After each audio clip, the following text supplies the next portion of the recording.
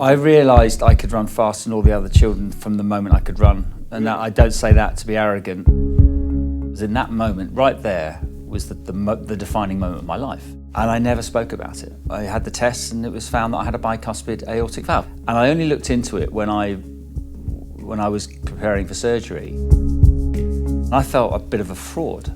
I thought, well, why am I here? If he'd said to me, I'm really sorry, you've got to stop, I wouldn't have stopped. I wouldn't have stopped. I've taken the fact that I have a heart valve out of my head. I knew this is why I'm going for surgery. This is serious. Oh my God, it's an Olympian who's had open heart surgery. But his words were apparently, thank goodness we went in when we did. It was much worse than we thought. I just share my story. I do feel a lot better. Hello, it's Michael George from Sages Healthcare Consulting, and this is the Pioneering Patient Podcast. This edition comes in collaboration with Heart Valve Voice, the UK's dedicated heart valve charity.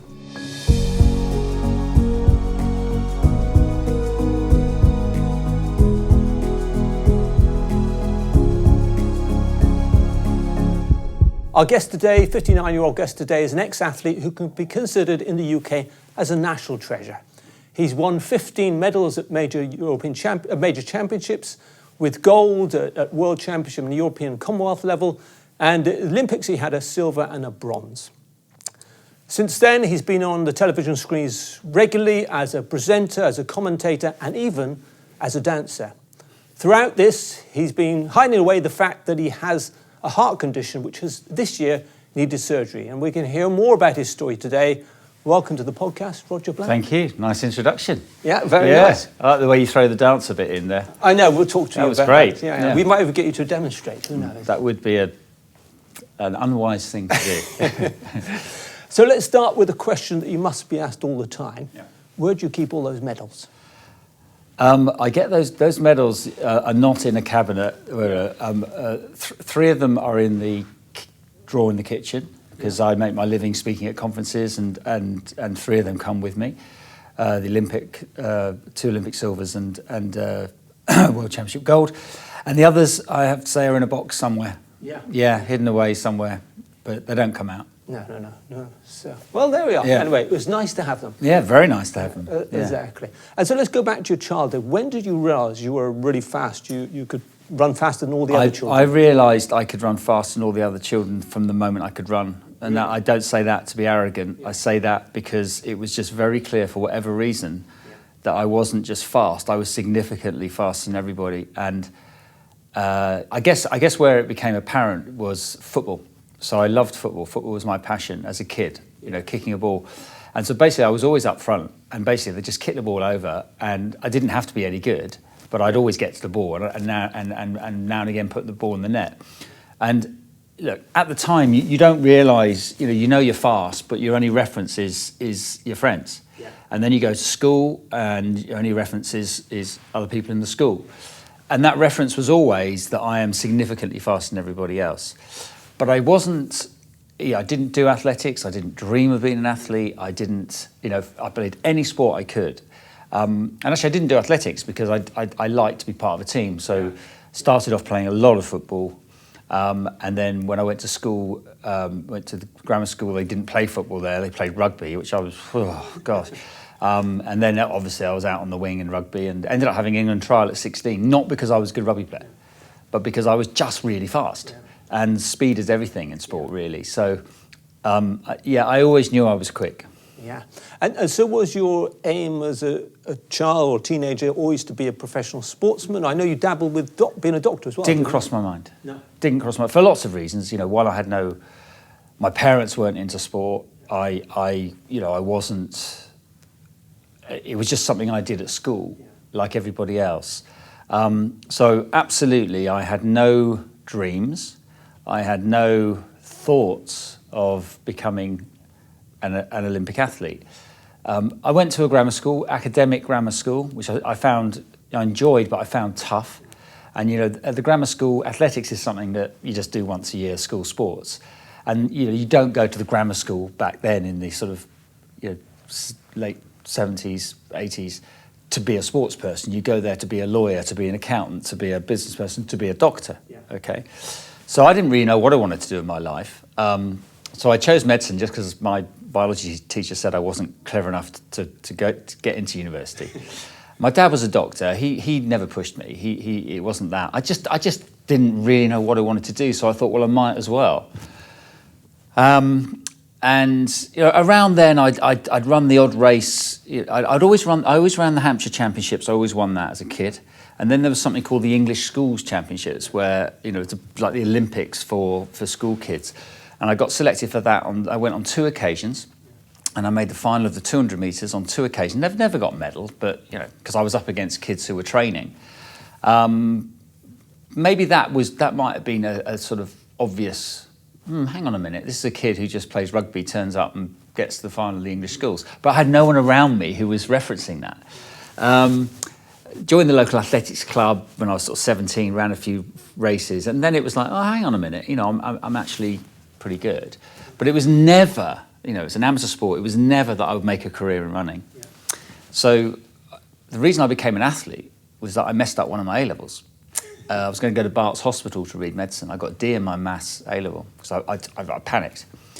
And I didn't get a place. And I remember getting those results through the post and being devastated and just really dropping and thinking, oh, what am I going to do with my life now? And what I didn't know was in that moment, right there, was the defining moment of my life. Because it meant I took a year off to retake my maths A-level, which I did do. And I did get the right grade, and I did get a place at Southampton University. But what it meant was in that year, a friend of mine who was the best high jumper in Hampshire said, look, now you've got to give it a go because I know you're better than you think. Yeah. And I was very fortunate because geography plays a big part in all our lives. I happened to live on the south coast in a town called Gosport, which is in between Portsmouth and Southampton. And in Southampton at that moment in time, at Southampton Athletics Club, the 2 best 400-metre runners in the country were training there. One was a guy called Todd Bennett, who went on to become the world record holder indoors, and the other one was a guy called Chris Akabusi. And they had just come back from Los Angeles Olympic Games in '84, and I'd seen them on telly, and I just went and trained with them. And I thought, oh my God, these are, they had all the kit and everything, and I was just this sort of spotty teenager with my green flash trainers. And I say this slightly flippantly, but it's true. I just chased them up a hill every day. Just got in it. I'd gone from no training to suddenly Olympic training. And very quickly it was obvious, and Chris saw it straight away, that I had something that most people didn't have. And that was it. It just went from there, and I just got better and better and better. And within a year, less than a year, I was European junior champion. And within less than 2 years, the following year was Commonwealth and European champion. It was amazing. It happened so quickly for me. And all the way through it, I had, I was told I had a congenital heart. I was being described in many different ways that I had. I always said I had an incompetent aortic valve. But then I was once told, no, it's much worse than that. And so congenital heart disease, chronic heart disease, I don't know. And I never spoke about it. I never talked to anyone about it. So let's come back to that day when you're 11. I think it's a regular stethoscope check in your school. Yeah. What happened? You must have been frightened when you were told. Well, I wasn't told there and then. I mean, the school doctor, nurse, I can't remember, just lined us all up, and we all had a few tests, one with a stethoscope, and next thing I knew, I think they contacted my dad, which helped because he was a doctor, and within a few days I was down at Southampton General Hospital seeing Dr. Neville Conway, who was my first consultant, and I had the tests, and it was found that I had a bicuspid aortic valve. I mean, it's a strange one because I spent my life talking about my life in sport, and I've never talked about my heart valve until now. And I don't know. Sometimes I look back and I think, I'd like to overthink it, but I didn't. The truth was I had no symptoms. I was faster than everybody. I was fine. However, I wasn't allowed to do competitive sport for the first 6 months of school, and that was weird. That was very strange. That's interesting, because I'm going to ask you about it, because I've known a couple of other people who've been diagnosed with bicuspid aortic valve. They've been told, don't do sport, Yep. whatever you do. So- What were you told? I was told don't do sport, Yeah. don't do competitive sport. So suddenly, fastest kid in the rugby team. Yeah. I never did cross country. My whole life, I never did cross country. But suddenly I was standing on the touchline watching my friends play rugby and this and the other. But what Neville Conway did was he saw me quite regularly around then. And after a few months, he said, look, you know what? I think what we do, we're just going to keep a big eye on you for the next year or so, which is I think twice a year. And you can go back to sport, but we need to monitor you just to be safe. And so really from that moment onwards, my life was like everybody else's. So you knew it was there, Yeah. but you got on with your life. Were you thinking about it? And were you Never. frightened at the time? Were you just, Never. no, this is just what happens? So Never, never. I didn't even understand it. I mean, it's only till recently that I've understood what a bicuspid aortic valve is, if I'm honest. Do you want to explain it, or shall I? Well, I can explain it, only Yeah. because when all my kids have had to be checked. I was going to ask you about Right. this, yeah. And the best description of it was, actually, that I heard, was the doctor who was sitting with my two boys. And he said, now look, and he showed them a Mercedes-Benz, what do you call it? Emblem, Yeah. which has the three, triangles or whatever, so round, the three flaps, let's say. And he said, so that's a normal aortic valve, but your dad's only has two. And we need to check with you guys to see, and they were fine. And I think that was when I realised it. And the funny thing is, even then, I didn't look into it. And I only looked into it when I was preparing for surgery, which seems really odd, but I think it's more about my character. And I think my character has always been, I mean, one of the big things you have to understand in professional sport is to only focus on the things you can influence, control the controllables. And I think I did that from quite an early age without knowing. And I certainly did it with this because it wasn't a part of me in my head.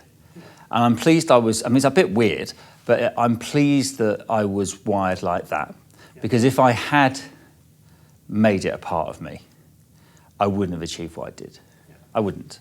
I would have been scared. I wouldn't have done it. And I've heard you say even it may have helped you because you had Maybe. a lower heart rate. Maybe. Yeah. There's a chance that, the heart has to overcompensate, and maybe... But it wasn't, it was... So it was fine through my school days. It was fine.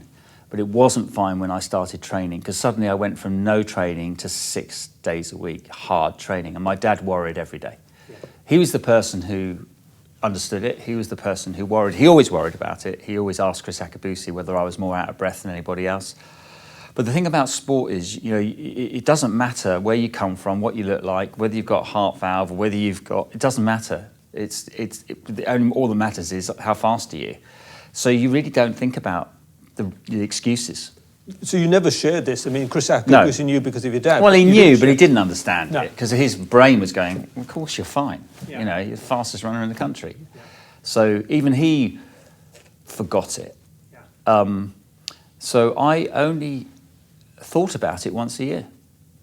And that's the truth. I mean, now I say it, it's a bit weird, isn't it? It only crossed my mind once a year. And you had an annual checkup, apart from one time when you kind of missed it, deliberately or otherwise. I had an annual checkup from the age of 11. And I remember now going age 11, and that was quite tricky, because I'm thinking, what am I doing here? Yeah. And then 12, 13, 14, 15, 16, 17, 18. And I always, the emotion I always had was sitting in the waiting room, looking around me at all these people who were clearly ill. And I felt a bit of a fraud. Yeah. I thought, well, why am I here? Because I'm fine. And when I became an athlete, and a well-known athlete in Southampton, that was weird, because what the hell are you doing here? And I never really understood it. But then I always knew that I would have all the tests, and then I would go see the consultant, and he would, listen to my heart, tap, everything, chest, clothes off, no, top off, lots of stuff. And I always knew there was a chance that he would say, "I'm really sorry, you're going to have to stop." And I always knew that was a reality. I never played that down in my head. And as you referred to it, the only year I didn't go, I missed my annual checkup, was before the '96 Olympics. Yeah. Because if he'd said to me, I'm really sorry, you've got to stop, I wouldn't have stopped. Yeah. I wouldn't have stopped. Yeah. And what was special, tell me, because you got many highlights, memories of your career. I mean, 1996 were one of them. Tell me about some of the major things that, such as that. Well, I mean, look, winning the European and European Championships, Commonwealth Games, age 20, not really knowing what I was doing was pretty special, breaking the British record. But as I look back over my career, I mean, I had a lot of setbacks. The irony is I had a lot of injuries and setbacks, but nothing to do with my heart. I had one incident with my heart, funnily enough. So so in 19, and it's quite, you can as an athlete, your life is, you just know what year it was because you know when the championships were. And I was actually injured. And I think it was 1989. I had a broken foot. And I started to get symptoms of feverish symptoms. And I was taken to Southampton General Hospital. I stayed there for a week in the cardiac ward, and I had blood tests every day because one of the things that you did, now they're sort of 50-50 on it, but back then I always had antibiotic cover when I went to the dentist. And they felt that I had bacterial endocarditis because I was showing symptoms of it. Mm-hmm. That was really hard. Yeah. That was real. But I didn't. I had picked up something called psittacosis, which you get from parrots. Don't know why. But so that wasn't it. But to answer your question, though ultimately my career will be defined by two things. I mean, all of us, when we retire, you look back. Ultimately, what defines you as an athlete? My greatest achievement was winning the Olympic silver medal individually in 1996, because it was such a big deal. It was such a big deal. It's so hard because the Americans and whatever, and I could easily not have been there. And I just got it right. So ultimately, when I look back, that was the greatest achievement of my career. However, the one that people probably remember me most for, or certainly they remember the race, and it's incredible that people do so much, was in 1991. I became a world champion in the relay with three guys: Chris Akabusi, John Regis, and Derek Redmond. And it was just one of those great races where we weren't the favourites. We changed the running order. Chris Akabusi came through on the last lap with big personalities, and it just became huge. So I think ultimately, and of course, when you watch a relay, you're watching Britain. It's not an individual. So those are the two highlights of my career. Yeah. I think we all remember Chris Akabusi coming up, and you were due to do that leg, but you went on. Yeah, I changed it. Chris and I changed the running order basically. And you must have built up a lot of camaraderie, friends, even with someone like, we're talking about Michael Johnson in 1996. What was it like competing with? Was there rivalry? Was there friendship? Was there? There was respect. Yeah. Michael didn't really talk to anybody. He in his book, his autobiography, he'll say that I was one of the few friends he had. I mean, I didn't see myself as a friend of his, but we did talk. But he was very serious, very, very serious. But funnily enough, I mean, you are bonded for life when you stand on an Olympic rostrum with people. And when I put a post out 3 weeks after my surgery, he was one of the first people on Instagram to literally come straight back. Yeah. So, and he had a stroke a few years ago. Yeah. So, you're always connected with the people you run against. There's a mutual respect. There's a mutual understanding of how hard it is just to get to the Olympics. And that's a really nice thing to have. Yeah. And people like Chris Akabusi and others, and Steve Backley you work with, so you have that real bond. Oh, well, Chris has been one of my very closest. We lived together. I mean, we did everything together. I mean, Chris and I wouldn't have achieved what we did without each other. I mean, it's easy to sit back now, and we both did really well and both won Olympic medals. But, we know what it's like we were invited to go to California in 1985 to train with the great Daley Thompson, who was like two-time Olympic champion, and he had a big house down in California, and he's invited us out to train. And we flew to California. We had no money. We had a little bit of money, a grant that allowed us to get the plane ticket. We shared an awful motel room. We hired a car for $1 a day. We bought cheap. We went to the supermarket and we just bought the cheapest food we could get. We had no money, and it's a romantic image, but it's what shaped us because it didn't matter, and then we went on to do very well. So Exactly. And since you retired, you've been on television screens regularly, even dancing. Do you strictly come dancing? Yeah. Were you a dancer beforehand? No. Are you a dancer now? I wasn't a dancer beforehand, and I wasn't a dancer afterwards. But I did Strictly Come. I did series 2 of Strictly Come Dancing, and it was one of the best decisions I made, because it just came at the right time. It took me away from sport and into people who weren't interested in sport. And then I developed, I was at name drop, Craig Revel Horde, who's one of the judges. I was at his 60th birthday party this weekend at his home. You build relationships you never thought you would, and they last a very long time. So I was not a very good dancer. You all know, in those days there were only, I think, 10 or 11 celebrities. Now they have 20. We all knew who was good and we all knew who was rubbish, and then people like me sat in the middle. Yeah. And but it was a great experience. Yeah. Excellent. And so what have you been doing, in that time since you've been on television, but what's your day job? My day job, I've never had a day-to-day job. The hard thing when you retire from a career, any sports person, is two things happen. Firstly, you just know deep down you're never going to be as good at anything else ever again. And that should be fine, because come on, okay? Unless you're Seb Coe and you go on to take on the world. But and then the other thing is you go, well, what's my passion? Because I've followed my passion for the last 14 years narcissistically, and to the point where I've taken the fact that I have a heart valve out of my head, because I'm literally, if I'm not like this, I'm not going to stand on the Olympic rostrum. And then it stops and you've got the rest of your life ahead of you. And I was very fortunate. I was high profile. I had opportunities. So I did some work with the BBC. They invited me, would I come and do some punditry and then presenting, and that was great, loved doing that. But the thing I was most comfortable doing was standing on a stage in a corporate environment and just telling my story as a motivational speaker, corporate speaker. And that's what I've done ever since, in some shape or form. And I love it. It's the story of dreaming eventually, and I've told you most of it, but then eventually achieving, and the ups and the downs, and then teamwork with the relay. But then I got together with Steve Backley, who's the 3-time Olympic medalist, world record holder in the javelin, because we wanted to do a bit more. So we now do workshops, and it's all about performance. Everything I do is about the mindset of performance. I don't talk about the physicality of running, because it translates into everything, doesn't it? And hopefully it's entertaining, it's funny, it's engaging, but within it there are some great lessons to learn. And what I will say is that when I did was told that I had to go in for surgery, a lot of the things I talk about actually stood true. Yeah. They did stand true as I was preparing for my surgery. So that was nice. And so let's come to that surgery. So September last year. 2024. 2024. Yeah.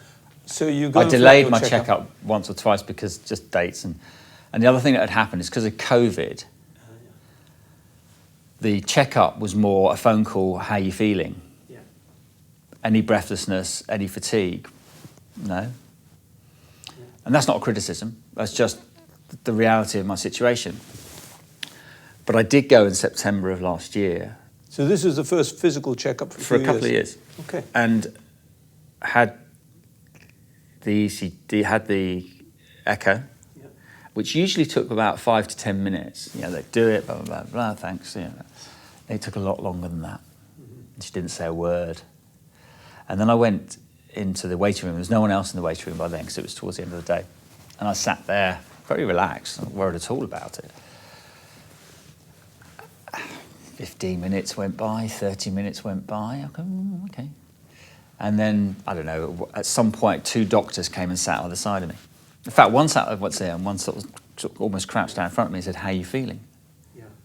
Are you okay? I said, yeah, I'm fine. Have you had an illness? Have you had an infection? I said, no. Okay. And then they took me up and did loads of blood tests and everything like that. Didn't tell me. Yeah. And then I got a phone call, I think the next day, from my consultant, who just said, look, the time has come. Your things have changed quite dramatically, actually. So then I was back in for an MRI, back in for a CAT scan or whatever it was. Back in for more tests, and waited for surgery. So those symptoms, if you think about it, what symptoms will you have? You said you're fine, but... Well, it's the biggest problem with this condition, because the main symptoms are breathlessness and fatigue. Yeah. I run 6 days a week. I jog very slowly 6 days a week, and I'm never breathless. So for me to say to someone, yeah, I'm starting to feel breathless, wasn't true. I didn't feel breathless. My wife says she thinks I was, because she felt I was a bit more breathless, but I wasn't. Fatigue was the interesting one for me, because I would fall asleep a lot at night in front of the telly, and more seriously, when I was driving for the last few years, I would have to stop off a lot of times. And sometimes, I'd be driving for 20 minutes, 15 minutes, and I'd be having to really... And I just put it down to stress. I just put it down to getting older. And, it's been a difficult few years in some ways with COVID and the work I do and business and stuff like that.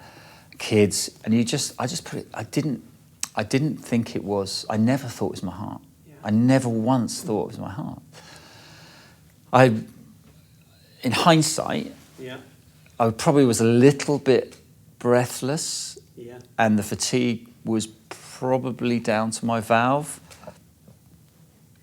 but I don't know. I don't know. I really don't know. I do feel a lot better. I was going to ask that because so many patients I interview, heart valve patients, will say, well, you hide away your symptoms. You don't realize, you don't want to believe them, because like I said, they're fatigued and yeah, and I think they're subtle. Yeah. They're subtle. Now, some people it's not subtle. So I was told when I was recovering in the hospital by the nurses, they said, so many people who go through what you've been through went to their GP thinking they had asthma. Yeah. And I thought that's really interesting. So it was so obvious they had breathlessness, but they didn't know it was the heart. They didn't know they had a heart problem. So for me, I've always been pretty fit and pretty resilient and, push on. So I still think I was 90% asymptomatic, but there's no way it crossed my mind that my valve was involved. You had a lifetime of fitness to almost protect you from thinking about that. Maybe. Sure. But as you say, you feel a lot better now, and that's the comparison. Yeah, it's not a massive difference, but there's a difference. Yeah. So tell me, Southampton General Hospital, I think you were treated. So we talk about shared decision making. What were you told? What information were given? What were you told about your right to make a decision, your involvement in that decision? It wasn't voiced like that. Yeah. It was. Look, I've been there for years. Okay, so this is important. Yeah. So I've always said I'm one of the lucky ones. For 47 years, I've been going up and having this conversation about my heart valve. Okay. For someone who goes in, who's just been told they've got to go in for surgery and they had no idea, this is a shock. What do they do? Now, I'm not saying I prepared for this moment in time. I thought it would come, but I thought I'd be in my 70s. But I knew my consultant. Mm-hmm. I've been seeing him for 10 years. He's my third consultant, and it basically just phoned me. I didn't see him. I didn't physically see him. He phoned me up and... Did I physically see him? I didn't physically see him. He phoned me up and he just said, look, you've got to go for surgery. I'm not sure, I'll be careful what I say because my memory isn't necessarily 100%. I don't remember him saying to me, now what valve would you like? You've got a choice. Mechanical. I think he said, look, if I'm really honest, I think you should go for a tissue valve, in my opinion. But he didn't say, but it's not, it's your choice. And that was it. I didn't question it. I looked into it, and I would have chosen the tissue valve. But I think it's different for different people. Because, at 58, you're relatively young, but you're not young. So you're probably not definitely mechanical valve because you don't want to have to deal with it for the rest of your life. But you're also not definitely tissue valve. But he said to me, I remember he did say, look, the only thing, he said, a life on warfarin does have its challenges, and you're an active guy, and tissue. But the thing that clinched it for me, and he wasn't selling it to me, because he didn't have to, it really was no-brainer for me, was he said, the first operation is open heart surgery, it's no fun, you can't get away with it, and they'll put a tissue valve in. That valve will last for between, 10 to 15 years, 12 years, those are the numbers we get given. He said, but in 12 years' time, you will not have to have open heart surgery. You will have something called TAVI, where they'll go up through your groin and they'll push a valve through that valve and open it up, and it'll buy you another 12 years. So I just did the maths. Yeah. I just said, I'll buy myself 25 years. I'll be 84, that's fine. But I also thought, and still think, where's medical science going to be in 12 years' time? Because TAVI's relatively new, isn't it? So I'm not worried at all about it. And for me, it was fine. And actually, when I saw my surgeon, he almost said the same. We didn't have the discussion, you know. So I was very comfortable with my decision. And I wasn't coerced. No. That's the important bit. Yeah. I wasn't influenced massively. I wasn't, I mean, but you know, I was fine. And that is shared decision making as well. Yeah. And did you speak to others? Did you get information, So mentors? that's a really good question. Yeah. And I did two things. And I'm sure anyone watching this who's getting ready for surgery, I bet you're doing the same. Yeah. I just went on YouTube, Yeah. and I walked the dogs every day, and I just watched everything on Heart Valve Voice, who I've been involved with for a few years anyway. So, you know, told Will about it then, and, you know, he's been a great support. But went on YouTube, and you just go, and then you suddenly become an expert in heart valve. Suddenly I understood it, and I understood the measurements. And when I saw the measurements and realised that my aorta had swollen to 5.4, 5.5, I knew this is why I'm going for surgery. This is serious, you know, because and you just hear the same story. So I really do understand the problem. But the second thing I did, and this was luck, two friends of friends, I knew them both, but they weren't immediately close friends of mine, but had open heart surgery, not for valve. One had just had it, and the other one had it 2 years ago, emergency open heart surgery. So they've both been through the process of open heart surgery. And I spoke to them both, I saw them both. I also spoke to a friend of my consultants who'd had the same thing on Zoom, and that helped more than anything. Yeah. To meet people who've been through it. Because I challenge anyone the one thing my surgeon said was, this is a big surgery. Okay, let's not, you know, this is what I do, yeah. Okay? But you must understand, this is a big deal, so I just need you to know that. And that was really good because that helped. But then I met these guys who had it, and it was traumatic, but they came through it. And then you also look for patterns, and we're all different. But I just looked for what were the consistencies for all the people I spoke to. So in the end, I spoke to about 4 or 5 people. What were the consistencies that all 5 of them said? Because these are the things that are definitely going to happen. And then I said, well, what are the things? And I would always ask them, you know, what are the 3 tips you'd give me and all that stuff, you know. And I said, so, and then there were discrepancies. You know, one had you know, a problem with constipation, so serious that it was so painful for him. So therefore, when the night before my operation, when the anaesthetist came in, really cool guy, you know, yeah, I said to him, I've got a friend who's had this, and he said the biggest problem for him was constipation. He said, don't worry about it, you're going to be, thanks, yep, you'll be on the old, yeah, and I had no problems. Yeah. He, you know, that seems funny, yeah. But that was a piece of gold for me. That was like, if he hadn't have told me that, I wouldn't have said that to the anaesthetist. The other thing was, emotionally, they both got very affected by the operation, so I was waiting for that. Didn't really happen for me, which my wife's very disappointed about, but maybe that's the athlete in me. I knew the obvious of being physically prepared for it as well as you can, but I knew I was doing that. I actually backed off a lot of exercise. So what it meant is that I was apprehensive. No one goes into open heart surgery without a little bit of apprehension and fear. But I honestly felt prepared to hand over. Yeah. And I really did. I knew what was coming up. There were no surprises. I did actually have a slight complication. I had atrial fibrillation, which they hadn't had, so that was what I would say to somebody, you know, that. But yeah, I knew what tubes I'd have in me. I knew the ventilator would, and I did ask, will it be taken out before I wake up? And they said yes, the mouth in the tube, because a lot of people said that was a horrible thing. So they said, no, that'll be taken out before we wake you up. I knew I'd have tubes here, I knew I'd have tubes here, I knew I'd have tubes here, I knew I'd have tube there. I knew what to expect. Yeah. And I was able to prepare for it. And so that's very important, because what Heart Valve Voice says a lot, it's that patients getting the opportunity to speak to other patients before they go through the procedure. It's the most important thing. And you're trying to do that as well? I'm not trying to do that.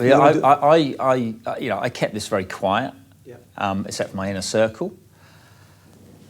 And then, 3 weeks after surgery, it was very clear that I had to do something publicly because people were people were telling people whatever. So I literally I don't do much on social media. I just posted a picture of me from the hospital bed, like one day in. Picture of me and my wife on top of a hill, because that was the goal, to get managed to get to the top of this hill, and wrote just let people know what had happened. And it just was amazing, because it just went around the world, because for two reasons. One, because it's, oh my God, it's an Olympian who's had open heart surgery. People were just surprised. They had no idea. They couldn't connect me with having open heart surgery. And the second thing was that it just connected with the heart community, but it also connected with people who had been recently told they were going to have to go in for heart surgery. So I got so many messages through Instagram and Twitter from people, wives of, so mainly men who were going for surgery, funnily enough, maybe that's it, partners saying, please, could my husband speak to you, because he's gone to pieces, he has no one to talk to. And it's been an absolute pleasure for me. I mean, I got a message the other day from someone who's out of surgery now, and we're going to catch up. I don't give advice, because I shouldn't give advice. I just share my story. And I was so fortunate to have two or three people that I could talk to. And what was really interesting for me, my consultant, one of his best mates, had the same surgery to me, I think 2 years ago. And my consultant said, do you want to have a chat with me? And I said, yeah, I'll chat with you on Zoom. So we don't know each other. This is about 2 weeks before I'm going for surgery. And we have the session on Zoom, which of course is all about me, because I'm going in for surgery and I'm just asking him. And at the end of it, I said to him, thank you so much for this. It's been really, really great for me. I really appreciate it. And he said, you need to understand, this has been as good for me as it has for you. I've got no one to talk to post-surgery. And there's this sort of bond that you have with people who've had open heart surgery. And it's important to keep talking, because it does change you. Some people, it changes their lives dramatically. People always say, oh, has it changed the way you look at life? No, it hasn't. I was always grateful for life. I've never had stability in my life, so I've never expected it. But it's definitely, I've changed a bit. Yeah. So you're getting as much out of this as the people you're speaking, or you're getting something out of it? I'm definitely getting something out of it, because, and it's nice, and it's not, I want to help people, but it's nice because the important thing, especially with heart valve voice, the most important thing is go and get your heart listened to. Yeah. And my story is, mine was listened to once a year. Yeah. Okay? Anyone, just go and get your heart listened to, because the chances are you haven't got heart valve. But the thing about aortic regurgitation with a heart valve, which means it's not hard to hear. No. So it's not like you're going to have to go in and be opened up and let's see what you've got there. It's pretty. A good nurse or a good doctor will have a pretty good idea that, well, actually, so. Yeah, and so you've had a very good example of how it should be done. There's lots of others who've had examples where they haven't got the right advice. You've gone into Parliament and other places with them and given both stories. So what are you doing? What are you saying on behalf of Heart Valve Voice? I'm just doing whatever Heart Valve Voice want me to do. Yeah. And if I can, in my small way, make more people hear about it and think about it. People don't know what valve disease is. Because as I said earlier, the biggest problem with this disease is the symptoms. You break your leg, okay? It's so subtle that it can be such a shock for people when they find out they've got it, because it's just awareness. It's simply just awareness, and of course it'd be great if everyone, when they reach a certain age, can just have their heart listened to for peace of mind.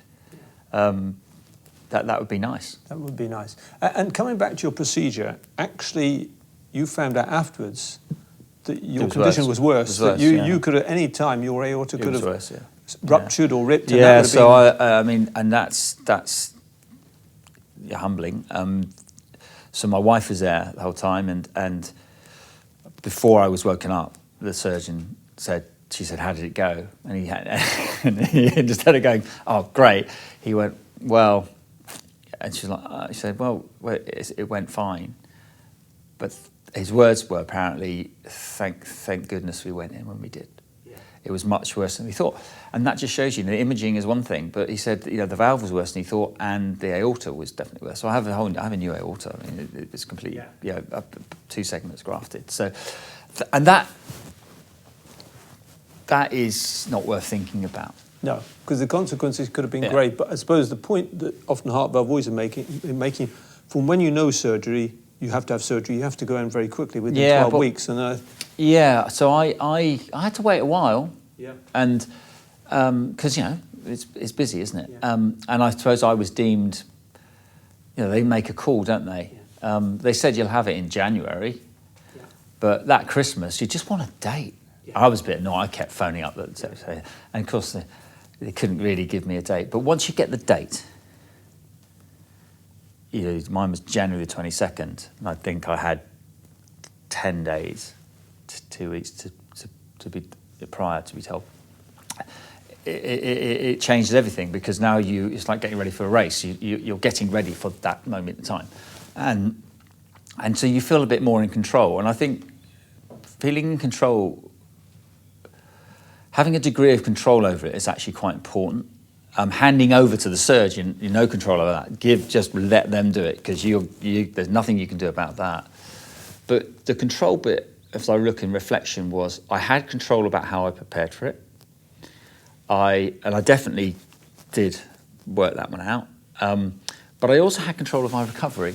Yeah. Not so much in hospital.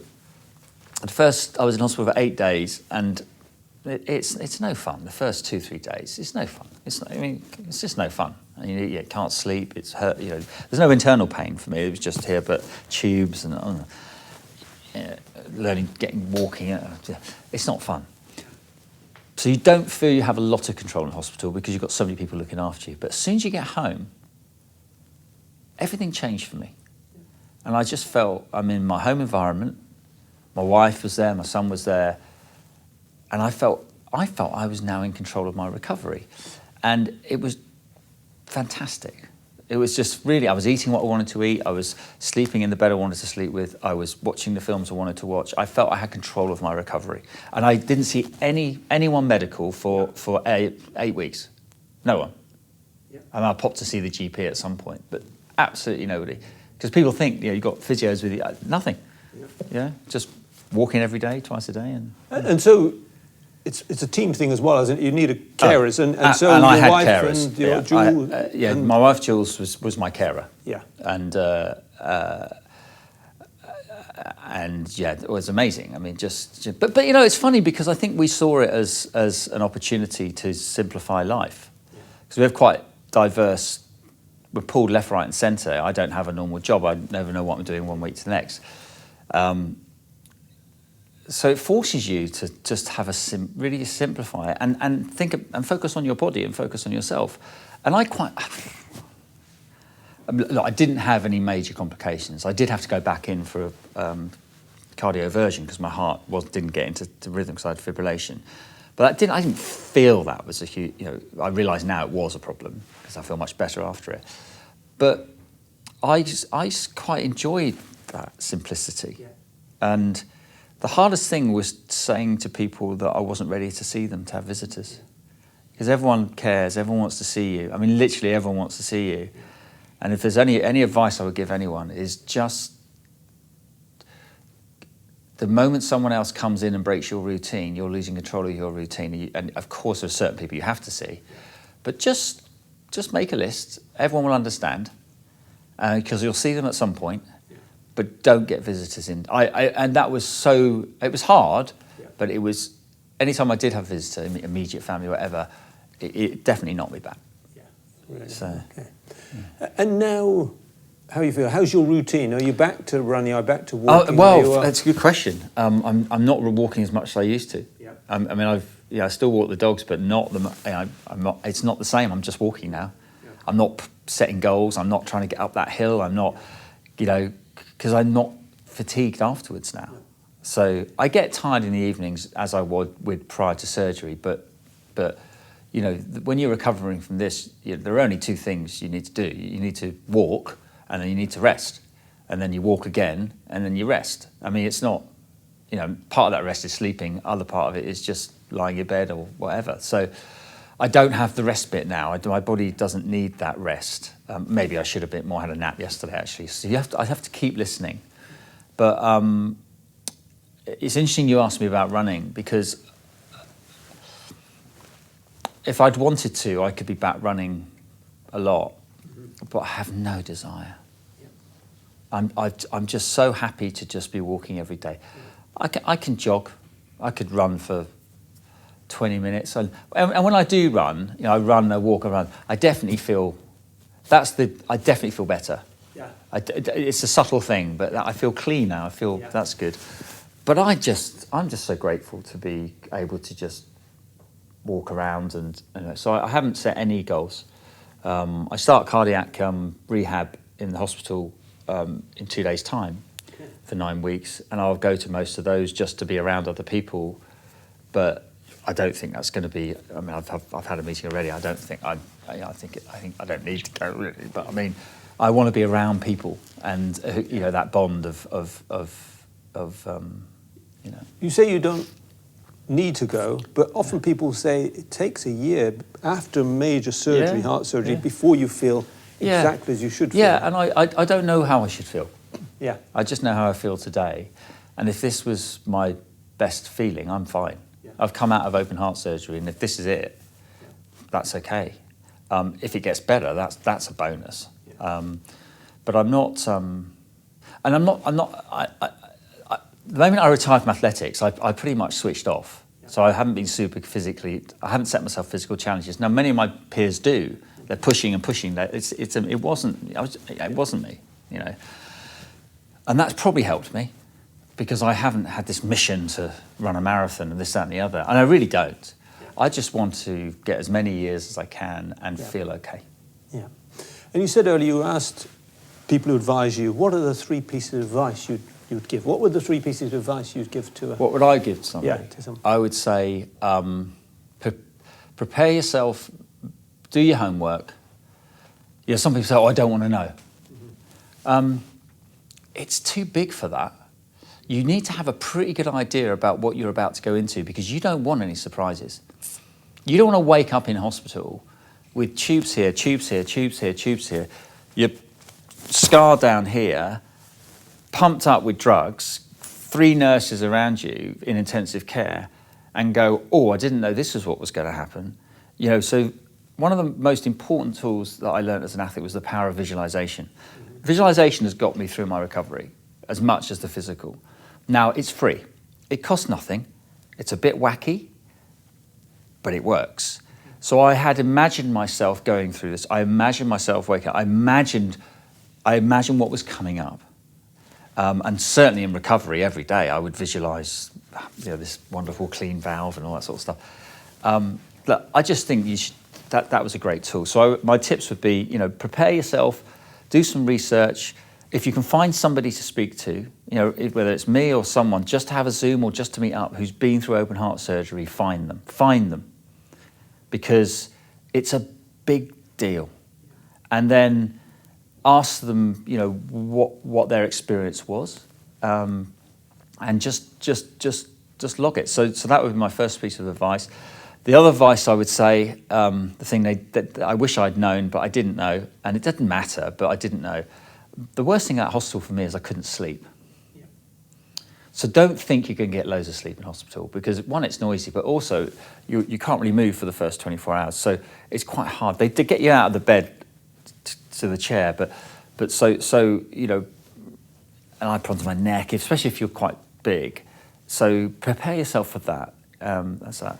The other bit of advice I would give is walking is the miracle cure. So, and they've really changed their view on this now, and not so much the walking, but also with the chest and everything. So you'll get physio, but just even as hard as it will feel, just try and get walking as soon as you can. And that means they'll get you when they can, walking around the ward, and just do a few steps and then go back to bed. You'll be exhausted, but then go back an hour or so later and they'll take you out. And if you can get out for 2-3 minutes around the ward, and you suddenly, the body heals so much quicker when it's moving. And that was, so walking is everything. And then when you get home, walking is everything. I mean, what the other advice I would say is when people talk about rest, don't see rest as just going to sleep. There's rest and there's active rest. So visualize, watch a film, just allow yourself to rest, allow your body to rest, and listen to your body, listen to your heart, and just tune in, because no one knows your body better than you. So I think a combination of all those would be the things for me. Excellent. So, brilliant advice. Let's finish with what lies ahead. What are the next 5-10 years ahead for Roger Black? Well, work-wise, I'm still speaking around the world, which is lovely, and as long as people want me to speak about the Olympics, I'll do that. I'm sure they do. Yeah. I mentioned I'm now speaking more about my heart, because I can't, I need to throw it in there. I don't go on about it, but I throw it in there. Myself and Steve Backley work very closely on mindset with the #1 estate agency in the country now, but you've never heard of them, for people that want to step away and run their own business within a business. So we're absolutely loving that, because all I do is just mindset with people and that. But physically, no goals physically. For me, I've got no goals. And just family and life. I'm not playing down what I've been through, and it's a pivotal moment in my life. There's no question about that. I don't, and maybe a part of that is I'm not looking ahead much. I'm not saying I'm living right in the moment every day, because as an athlete you're always looking ahead. You're always looking to the next thing. But I think I'm more reflective and very grateful. I've used this word a lot in all the interviews I've done. I am one of the lucky ones here. And you know that because you would have spoken to other people, right? Exactly. From the age of 11, my heart was more monitored than most people. Although this was a huge surprise when I was told last year, I didn't see it coming. It was okay. It was okay. I've come out of it really well, and who knows how many years my valve is going to. So they don't know. I've got the latest valve at the moment. Apparently, cutting edge stuff. So my surgeon actually said to me, I didn't know what valve I was getting. Okay, and I said, oh, by the way, what valve have I got? And he told me what valve it was, and he said, this is the latest. I said, what, 10 years? He said, well, yeah, this might be a lot longer than people think. So that'll be interesting. So, but when the time comes to have it, replaced or whatever, I know it's not open heart surgery. Don't want to do that again. But yeah, I don't look that far ahead now. Yeah. Excellent. Roger, thanks very much. It's been a pleasure hearing your story. It's been excellent. So thank you. And that brings us to the end of this edition of the Pioneering Patient Podcast. As you heard from Roger, research, the power of visualization, and walking is the miracle cure. Great pieces of advice there. So thank you for watching the podcast. If you have ideas for future editions, please send them to me. And otherwise, please remember to take good care of your health.